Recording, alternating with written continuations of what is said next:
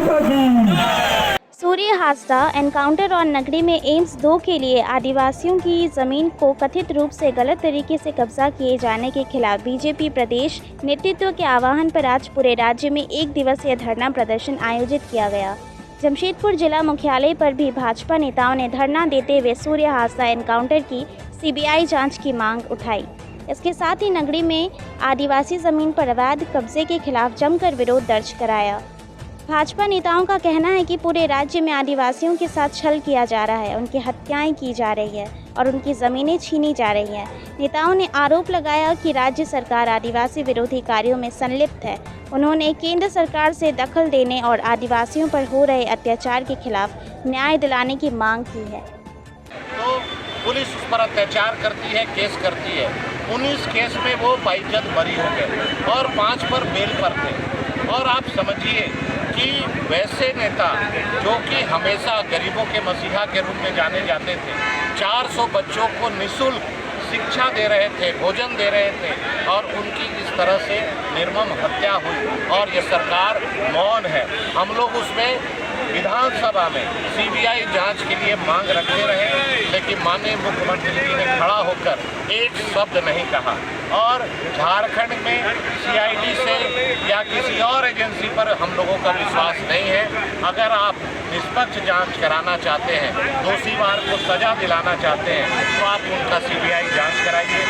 दूसरी बात, जो लगभग 250 एकड़ ज़मीन नगरी में आदिवासी समाज की है और वहाँ के रैयत कृषि करते हैं, उन लोगों का कहना है कि हम ज़मीन नहीं देंगे और लाठी और बंदूक के बल पर ये सरकार उनके रैयती ज़मीन और कृषि योग्य ज़मीन को लेना चाहती है। निश्चित तौर पर हम लोग का कहना है कि अगर आपको विकास करना है, हॉस्पिटल बनाना है, तो गैर मजरूआ ज़मीन हज़ारों एकड़ रांची में पड़ा है, आप वहाँ बनाइए।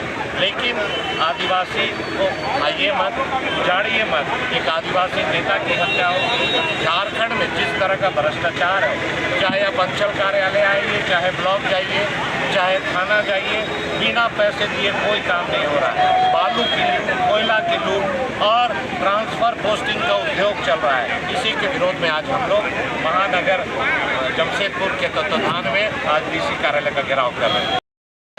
कि जो स्थिति परिस्थिति अभी हम लोग देख रहे हैं, आज भारतीय जनता पार्टी पूरे झारखंड प्रदेश के हर एक उपायुक्त कार्यालय, अंचल कार्यालय, ब्लॉक कार्यालय में 2 मुद्दे को लेकर मुखरता के साथ विरोध कर रही है। हम लोग सभी जानते हैं कि जिस समय शिबू सोरेन जी का श्राद्ध क्रम चल रहा था, उनका श्राद्ध का जो कार्यक्रम खत्म भी नहीं हुआ था, एक उभरते हुए संघर्षशील नेता जो आदिवासी संथाल समाज से आते थे, सूर्य हांसदा की षड्यंत्र के तहत पुलिस के द्वारा फर्जी इनकाउंटर कर दिया गया। और इसलिए कर दिया गया कि सूर्य हांसदा वहाँ पर धर्मांतरण के खिलाफ आवाज़ उठाते थे।